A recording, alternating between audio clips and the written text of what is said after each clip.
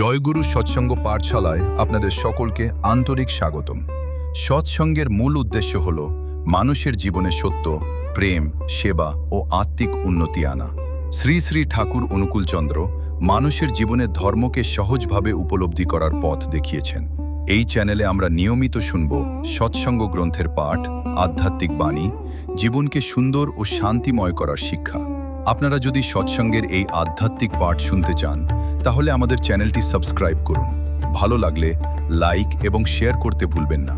আসুন সবাই মিলে সৎসঙ্গের আলো ছড়িয়ে দিই। জয় গুরু। জয় গুরু। সংকুচই দুঃখ আর প্রসারণই সুখ। যাতে হৃদয়ে দুর্বলতা আসে, ভয় আসে, তাতেই আনন্দের খাকতি, আর তাই দুঃখ। প্রশ্ন উঠল, সংকুচ কি আর প্রসারণই বা কি?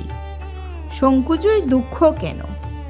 হরিপদদা, যখন নিজের কথাই ভাবি, নিজের কথাই চিন্তা করি, আত্মকেন্দ্রিক হয়ে পড়ি, তখনই সংকুচ আসে। যখন ইষ্টের কথা ভাবি, ইষ্টকে ভালোবাসি, সবাইকে ইষ্টের ভাবি, তখনই প্রসারণ আসে, সুখ তখনই হয়। শ্রী শ্রী বৃত্তিদেব, সে তো ঠিক, সহজভাবে উদাহরণ দিয়ে বোঝানো যায় না। গুরু কিঙ্কর কি বলে? গুরু কিঙ্করদা, কাপড় চোপড় না থাকলে সমাজে মিশতে পারি না, তখনও সংকুচ আসে।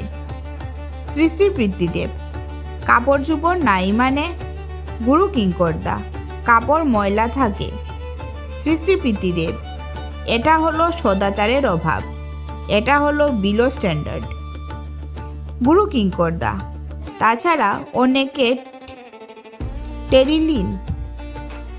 টেরিকটন পরে, সেখানে আমি যদি সাধারণ সুতির পোশাক পরি, সেখানেও সংকুচ আসতে পারে। বাকি লোকেরা তখন আমার মনে হয় কেউ আমার সাথে মিশবে না। শ্রী শ্রী বৃত্তিদেব, তাতে কি হয়েছে? কত লোক তো টেরিকটন পরে না। সাধু সন্ন্যাসী কত নেংটি পরে থাকে। কত রাজা মহারাজা তাদের দর্শন করতে যায়, তাদের সেবা করে মানুষ ধন্য হয়।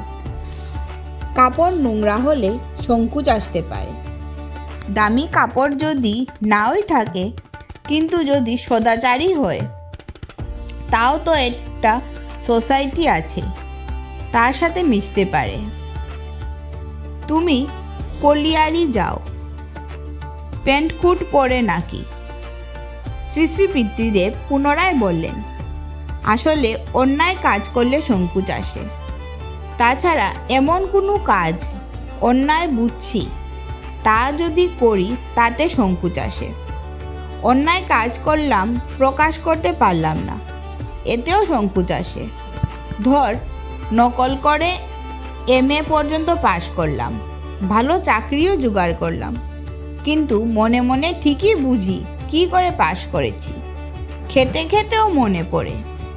আবার দেখবে একজন হয়তো পাশ করতে পারল না, তাই বেগুনি ভাজতে আরম্ভ করলো। তেলে ভাজার ব্যবসা করতে করতে 2-4খানা বাইরে করে ফেলল, তার কোনো সংকুচ নেই। লোকে বলবে বেগুনি বিক্রি করে বাড়ি করেছে। সে আস্তে আস্তে বৃদ্ধির পথে যেতে থাকে।